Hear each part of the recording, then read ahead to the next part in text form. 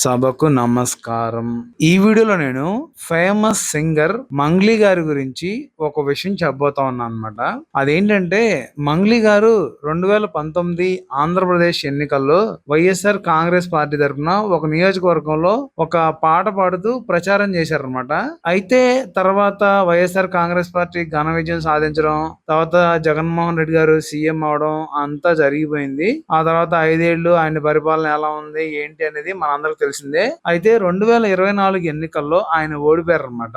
అయితే 2019 నుంచి 2024 మధ్యలో ఆయన పార్టీ వాళ్ళు చాలా మంది సినిమా వాళ్ళ మీద, చాలా మంది బిజినెస్ పీపుల్ మీద, అలాగే పెద్ద పెద్ద వాళ్ళ మీద చాలా సార్లు నోరు జారారనమాట. అయితే అందరూ కూడా వాళ్ళ సహనాన్ని తట్టుకొని అవన్నీ భరించారు. వాళ్ళు కూడా ఒక టైం వచ్చిందని చెప్పి ఎదురు చూశారు. అయితే ఇప్పుడు వాళ్ళు ఓడిపోవడం, తెలుగుదేశం పార్టీ ఘన విజయాన్ని సాధించడం అవన్నీ జరిగిపోయినాయి.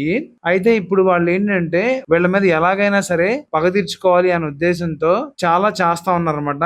దానిలో భాగంగానే వల్లభనేని వంశీ గారి అరెస్ట్, అలాగే రోజా గారిని కూడా చాలా మాట్లాడడం, అలాగే కొడాలి నాని గారిని, పేరు నాని గారిని, ఇంకా వైసీపీ నాయకుల్ని చాలా మందిని తెలుగుదేశం పార్టీ నాయకులు అలాగే అనుచరులు అంటా ఉన్నారన్నమాట. దానిలో భాగంగానే మంగ్లీ గారు ఒకప్పుడు వైఎస్ఆర్ సిపికి సపోర్ట్ చేశారు. ఇప్పుడు ఆవిడని ఎలాగైనా సరే ఇబ్బంది పెట్టాలని చెప్పి ఆవిడకి అవకాశాలు ఇవ్వకూడదని చెప్పి చాలా మంది అనుకుంటా ఉన్నారంట. ఎందుకంటే తెలుగుదేశం పార్టీకి సంబంధించిన చాలా మంది తెలుగు సినిమా ఇండస్ట్రీలో చాలా యాక్టివ్ గా ఉంటారు. అందువల్ల ఇలాగ ఏదైనా చేద్దాం అనుకున్నారంట. అయితే ఈ విషయం పవన్ కళ్యాణ్ గారికి తెలిసి మీరు అసలు అలాంటివి చేయొద్దు, ఆవిడ టాలెంట్ తో ఆవిడ పైకి వచ్చింది, అలాగే ఆవిడ ఏదో అనుకోకుండా అలాగ సపోర్ట్ చేసింది, అంతే వాళ్ళు ఏం కావాలని చేయరు, ఏదో పాట పాడమంటారు కాబట్టి, ఏదో డబ్బుల కోసం పాట పాడతారు కాబట్టి ఇలా చేసుంటే తప్పితే ఆవిడ కావాలని చేసి ఉండదు అని చెప్పి పవన్ కళ్యాణ్ గారు మంగ్లీ గారికి సపోర్ట్ ఇస్తా నిలబడ్డారంట.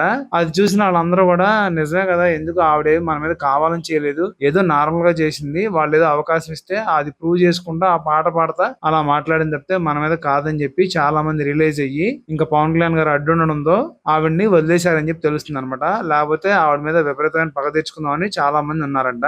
పవన్ కళ్యాణ్ గారు పుణ్యం అని చెప్పి ఇప్పుడు ఆవిడకి ఏమీ కాకుండా హ్యాపీగా ఉందని చెప్పి తెలుస్తా ఉంది.